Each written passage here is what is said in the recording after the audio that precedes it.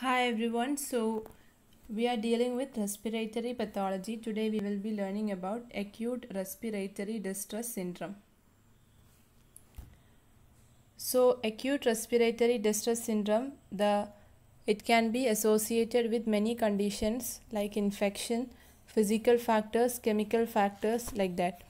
But what is the most common cause of ARDS? That is pneumonia followed by sepsis. So that is the most common cause of ARDS. And how will be the patient presenting? So definitely the patient will be having breathing difficulty, so there will be dyspnea, there will be increased respiratory rate, so there will be tachypnea and cyanosis, then hypoxemia. These all things will be there. So when the patient is actually presenting with severe hypoxia, even we are supplementing oxygen.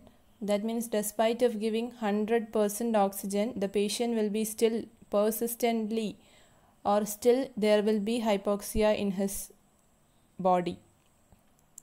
So then we will think about, okay, sometimes there may be problem with CVS, but CVS also everything will be normal. So we understood that there is no cardiac issues and all, there is no cardiac problem.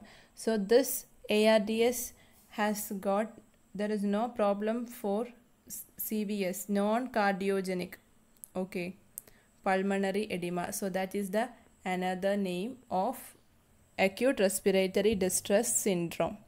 Okay, so now we will be learning about what is the exact mechanism of this.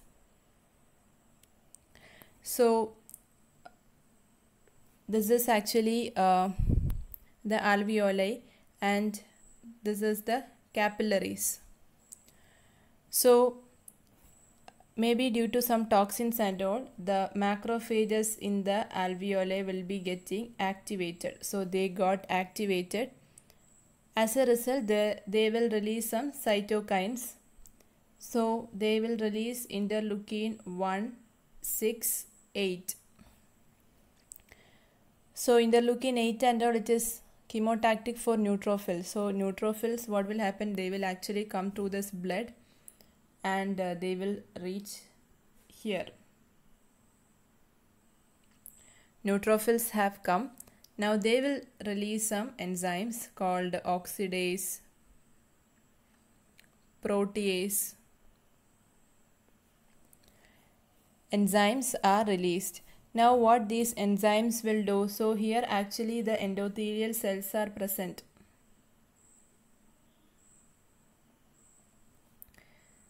That will get damaged. Okay, so they will damage this endothelial cells. So endothelial cells, when damaged, they will activate coagulation pathway, then they will release fibrin. So what happens? Fibrin will be released. Then this fibrin will be deposited. This fibrin can reach to the alveoli and it will be getting deposited here. So that is forming a membrane, that is hyaline membrane, and this hyaline membrane formation occurs. So that is another name of acute respiratory distress syndrome is hyaline membrane disease. So hyaline membrane, the main component, what is that? Fibrin. Now once again, which is the important cell damage in acute respiratory distress syndrome? It is the endothelial cells. That is very important to remember. These cells are getting damaged and they are actually causing the release of fibrin. Okay. So another name of this acute respiratory distress syndrome. So this damage, wherever you have these alveoli like that, you can have a lot of alveoli. All this alveoli, what will happen? The same damage is occurring. The same damage is occurring in all alveoli. So this is a diffuse damage. Diffuse alveolar damage is occurring. Diffuse alveolar damage is occurring here. Okay. So what is there any problem here? Because of this hyaline membrane, yes, that is why our patient was having hypoxemia. So even though we are supplementing oxygen, that cannot actually, the diffusion will not be smooth, will not takes place easily. So that is why the diffusion will not takes place easily. Okay. So that is why the patient, even though we are supplementing oxygen, will be presenting, he will be presenting persistently hypoxia. So which cells are getting damaged? Most importantly, endothelial cells. Now which WBCs are most important here? Of course, neutrophils. So all these questions are very important. Neutrophils are coming here.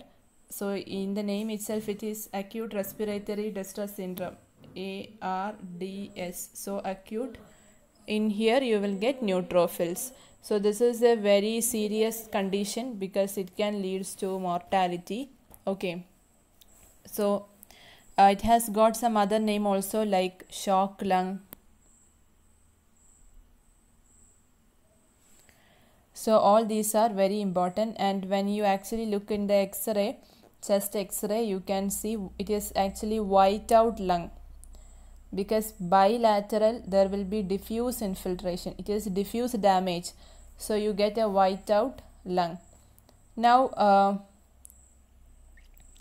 let us actually look the pictures.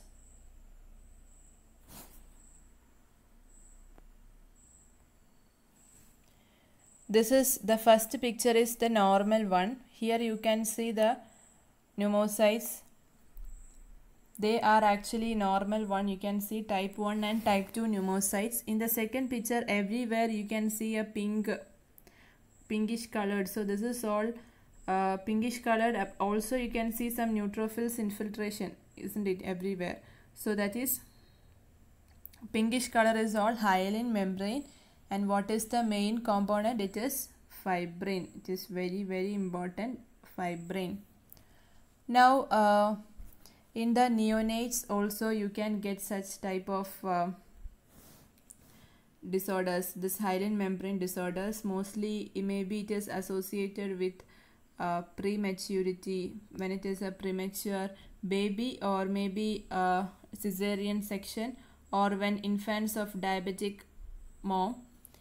In such cases and all, this hyaline membrane disease can happen.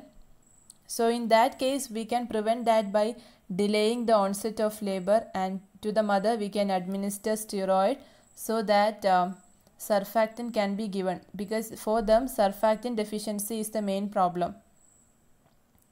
So surfactant, I hope you know, surfactant is also usually asked in exams and all. The component of that, lecithin, dipalmithoyl phosphatidylcholine. Okay, that is the most important point regarding that. Chemically, what is the composition? So that is lecithin or dipalmithoyl phosphatidylcholine.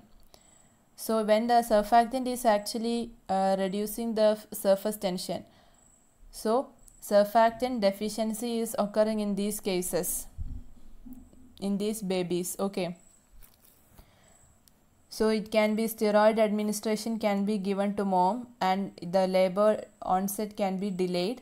Now here in this cases, the clinical features, when the infant is born, within 30 minutes progressively there will be an increasing respiratory effort and cyanosis in that baby. So that is how it is presented with for the baby. Okay. And also in case of their chest X-ray, you can see ground glass appearance. So we have said about white out lung, and here you have to remember ground glass appearance.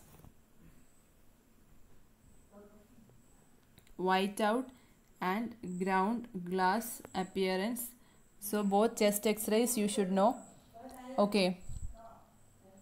So in the chest X-ray of this baby will demonstrate many reticulogranular densities, that is ground glass appearance formation. Okay, so what are the things we have learned just right now?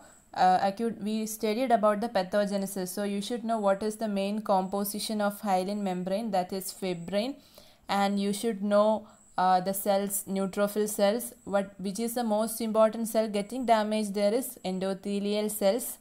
Which cells infiltration occurs? Neutrophil cells.